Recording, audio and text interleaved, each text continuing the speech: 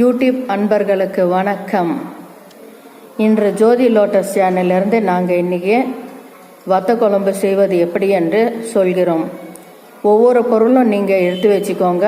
அப்போ தான் கடகடன்னு எல்லா வேலையும் சுறுசுறுப்பாக செய்ய முடியும். முதல்ல ஒரு தட்டில் 2 ஸ்பூன் கடலை பருப்பு, 2 ஸ்பூன் ஜீரகம், 2 ஸ்பூன் கடலை அரை உளுத்தம் பருப்பு, வத்தல் சுண்டக்காய் வத்தல் 25 கிராம், பூண்டு 1/4 கிலோ, சின்ன வெங்காயம் 100 கிராம், மிளகு 1 ஸ்பூன், புளி 50 கிராம். ஒரு 10 பேர் சாப்பிட்லாம் இந்த செய்முறைக்கு. தேங்காய் 1/4 மூடி, அதாவது ஒரு கை நிறையா, மிளகாய் தூள் 1 ஸ்பூன், மல்லித்தூள் 1 ஸ்பூன், குழம்பு தூள் 2 ஸ்பூன்.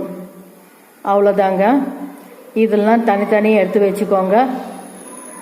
அடுப்பில் வாணலி வச்சு அதில் 100 மில்லி எண்ணெய் ஊற்றிட்டு அதில் சீரகம், சின்ன வெங்காயம், அரை உளுத்தம் பருப்பு, கடலை பருப்பு, மிளகு, பூண்டு 100 கிராம், சின்ன வெங்காயம் 50 கிராம், தேங்காய் 1/4 மூடி எல்லாமே போட்டு நல்லா வதக்கி வச்சுக்கோங்க.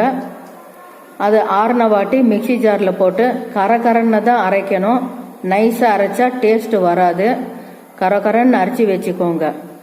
இப்போ செய்முறை: புளி தண்ணீரை கரைச்சி வச்சுக்கோங்க. அதில் மிளகாய் தூள், குழம்பு தூள், மல்லித்தூள் 3மே போட்டு கலந்து வச்சுக்கோங்க. மிக்சி ஜாரில் போட்டது எல்லாமே அதில் புளி தண்ணியிலேயே கலந்து வச்சுக்கோங்க.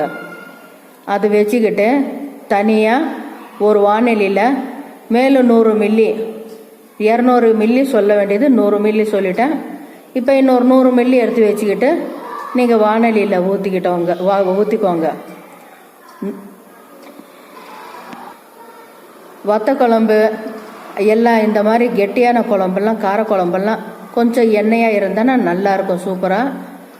மேலும் 100 மில்லி ஊற்றி அதில் கடுகு, மீதி சின்ன வெங்காயம் இருக்குல்ல, முதல்ல பாதி பாதி தான் போட்டது வணக்கத்தில். இதில் மீதி பாதி சின்ன வெங்காயம், பூண்டு 150 கிராம் மீதி இருக்குல்ல, அதுவும் போட்டுக்கோங்க. நல்லா வதக்கிக்கிட்டு கருவேப்பிலை 25 கிராம் வத்தல் போட்டு வதக்கிய பின் இப்போ அரைச்சி வச்சுருந்த எல்லாமே கலவை எல்லாமே அதில் ஊற்றிக்கிட்டு 2 லிட்டர் தண்ணி ஊற்றிக்கோங்க.